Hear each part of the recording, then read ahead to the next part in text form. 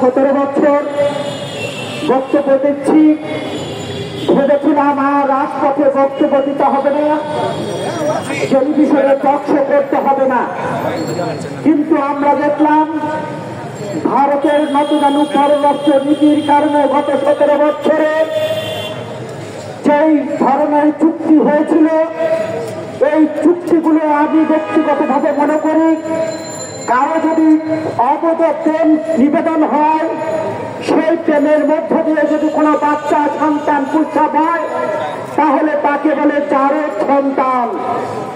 আমরা মনে করি গত 17 বছরে এই অবৈধ শেখ হাসিনার সাথে যত চুক্তি হয়েছে সেই চুক্তি হলো জারজ চুক্তি, সেই চুক্তি বাংলাদেশের মানুষ মানে না। অন্তর্বর্তী সরকারে যারা আছেন তাদেরকে বলতে চাই, এই জারজ চুক্তি দিয়ে ভারতকে কুতু দিলে হবে না, ভারতকে না বলতে হবে। শুভেন্দু বিজেপি নেতা, তিনি বাংলাদেশকে অশান্ত করার চেষ্টা করছে এবং বাংলাদেশের মানুষকে ভয় ভীতি দেখানোর চেষ্টা করছে, চোখ রাঙিয়ে কথা বলার চেষ্টা করছে। শুভেন্দুকে বলতে চাই, আসাম আমার, মেঘালয় আমার, মুর্শিদাবাদ আমার, শিলং আমার, আমার যে ঐতিহাসিক ভাবে যেই সম্পদ এবং যেই মাটি, সেই মাটি আমি দাবি করতে পারি। এখন আপনার ঘরে আগুন লেগেছে, আপনি অন্যের ঘরে আগুন লাগানোর চেষ্টা করছেন। সুবর্ণকে বলতে চাই, বাংলাদেশ নিয়ে তেমন বাড়াবাড়ি করবেন না। অবৈধ প্রেমিকের সাথে ঘর বেশি দিন করা যায় না, তার প্রমাণ শেখ হাসিনা।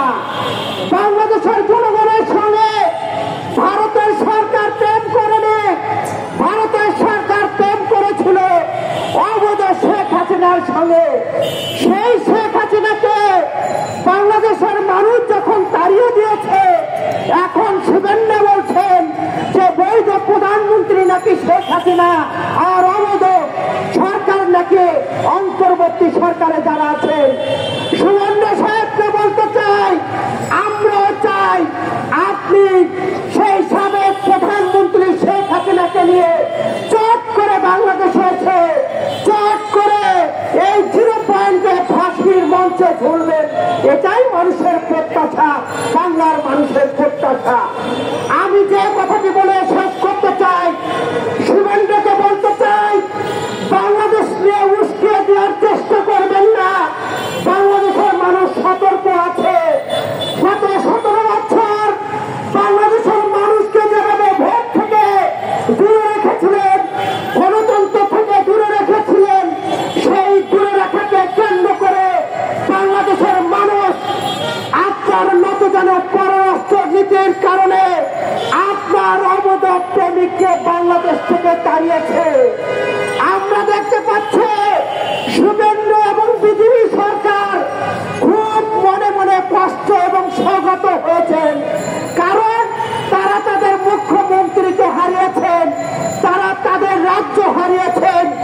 বাংলাদেশ এখন একটি শক্তিশালী বাংলাদেশ, শেখ হাসিনার বাংলাদেশ নয়, শেখ হাসিনার রাজ্য নয়, শেখ হাসিনা মুখ্যমন্ত্রী নয়। বাংলাদেশ এখন মাথা উঁচু করে দাঁড়িয়েছে এবং ভারতকে না বলার সময় এসেছে। আপনারা সবাই স্লোগান দেন, দিল্লি না ঢাকা, ঢাকা না দিল্লি, দিল্লি না ঢাকা, রুশ ভারতের দালালেরা। সকলকে ধন্যবাদ জানিয়ে আমি আমার কথা শেষ করছি। দেখা হবে রাজপথে, কথা হবে স্লোগানে, হয় না ইতিহাস। আল্লাহ হাফেজ।